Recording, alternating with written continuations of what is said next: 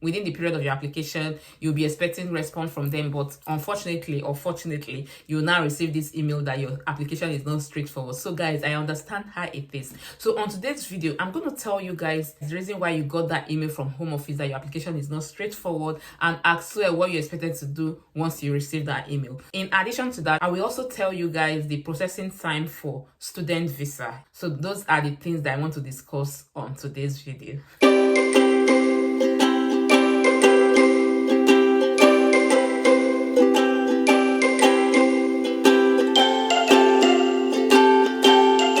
I will be starting with the processing time for student visa. That's like the time range to which you're expected to get feedback from Home Office from the dates of your biometrics. Okay, the day that you did that biometric, you start counting from that date. So I will tell you guys like the exact time within that time frame that you're expected to get response from them. Response being positive or negative is either your application is being granted or your application has been refused.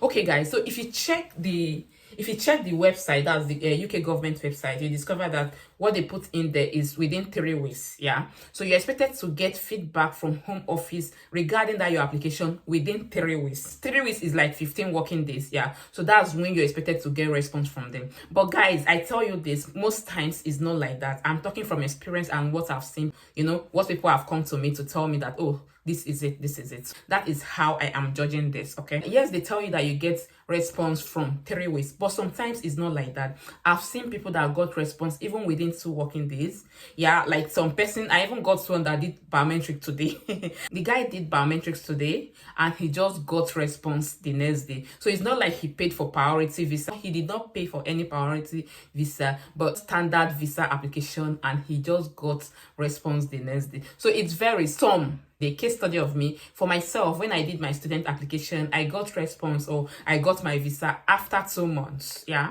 and within those 2 months, oh my god, I don't know the right word to quantify how I was feeling within those 2 months. Okay, so I had so many cases like that. Like some persons got even 3 weeks, 4 weeks, and some persons 2 days, 3 days, as the case may be. So the way it is now, there is no exact time to which you will get response from UKVI after you have done your biometrics. Yeah, because you may get response the next day and it may take like 2-3 weeks. But from my experience, I don't think I've had anyone that got response like after like 3 months and all that. No, but at least I think the worst that I've seen so far was like 2 months, 2 months plus. Yeah, so it's that bad sometimes. Yeah, I'm not saying this to discourage you, but I'm just telling you the way it is. So if your application is being delayed, probably they sent you NSF and you have responded and you have not gotten response and you are worried. Yeah, please calm down. You don't need to be worried. I'm telling you, you'll get that visa, because I am a living witness. I got my visa after 2 months. Yeah, so you have to be calm. Definitely you will get that response. It's gonna be positive response, I tell you that. As long as you have submitted all the required documents, all the things that they need you to submit, as far as you have submitted all of them, you have to calm down. Okay, you will definitely get your visa. The next is about the email that I'm talking about. Yes, there is this email, you see it on the screen. So this email is always sent to people, like applicants, after they have applied and they are now waiting for their visa to come out. So most people normally receive this email maybe probably like 2-3 days after you have done your biometrics. You now receive this email telling you that your application is not straightforward. So about this email, I'm going to address it in 2 different ways. First, there is one particular email. It's still like the same NSF, but one is like empty NSF. Yes, empty NSF is when they send you this exactly like this, telling you that your application is not straightforward, and then that they are still processing it, that you give them time to process it. As soon as they have any reason to contact you again, they will contact you. So that is, you can see it on the screen. So that is exactly how the empty NSF is like. Okay, so once you get an NSF like this, that's not straightforward, that your application is not straightforward, but they are still trying to work on it and they will get back to you. Once you receive this email, you don't need to be scared. Yeah, because like so many people, I know so many people that got this email and they did not send them another email, they did not request for additional documentations from them, and at the end of the day, like after a few days of getting this particular email, they finally got their visa. So you that you have gotten this email and you're worried, I think you have to be calm. Yeah, you have to calm down. It's not a bad news, I'm telling you. So they are just trying to like get in touch with you. It's To me, I feel that is a way of them telling you not to be worried that they are working on your application. Okay, so if you got this email, please guys, don't be worried, your application is being sorted out and you'll get it at due course. Yeah, so that is it about this NSF. That's empty NSF.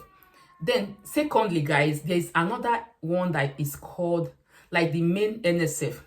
This NSF, there is always a particular document that they require you to provide. I tell you this. So if they send you the second NSF telling you that you need to provide so and so document, guys, don't be scared. That is not the end of the world. So all you have to do is for you to just scan the required document and send them. That is why I always tell you guys that once you have applied from the date of your biometrics, please do not do away with your email. Always check your email, because it will only get, or it will only become a problem when they send it and you did not receive it after like 4 working days or so, as they said. It's talking about the NSF. I'm gonna read out one of the NSF. Yeah, so this one that I want to read out is just normal NSF. That's the one that is requesting for you to submit additional documents. Okay, so once you receive an NSF like this, just like I said before, the only thing you're expected to do is just for you to check for the documents that they require and then post it to them. Yeah, you scan the documents and send it to them. Trust me, after you've done this, there is no other thing that is expected for you to do. Okay, so this is the NSF. Yeah, you can see it on your screen. I'll read it out from here. It says the UK Decision Making Center is currently assessing the application submitted by the above named. We are unable to conclude the application at this time as we require additional information. Okay, please provide the following documents: official verifiable documents to demonstrate what you have been doing since your graduation in 2010. This should be in English or a certified translation, and for example be in the form of payslip, employment letters with contract details on them, bank statement with regular salary being deposited, employment contracts, further education certificate, and should not be a CV. Your documents do not need to cover the entire period referred to, but should be reflective of what you have done during this time. The decision makers will use this information to consider whether you meet the genuine student requirements of the immigration rules. If we have further questions, we may ask you to attend an interview. If you do not have any official documents, please provide a brief summary of why. At the end of the letter, it will tell you that you have to respond to this within so and so period. They will give you time frame. The time frame is usually like 3 to 4 working days. Yeah, that's when you're expected to respond to them. And they will also tell you that if you don't respond within this period, they may likely refuse your visa. So that is why I said you should always keep an eye on your email. Imagine if you do not receive this email, they send it to you and you don't receive it, and after 4 working days, imagine what will happen. So that's why it's good for you to keep an eye on that email. That's that email address that you use to apply for your visa. So that is very, very important. So guys, yeah, of course, we are all humans. We all know that after you have gotten this kind of email from home office and they are telling you to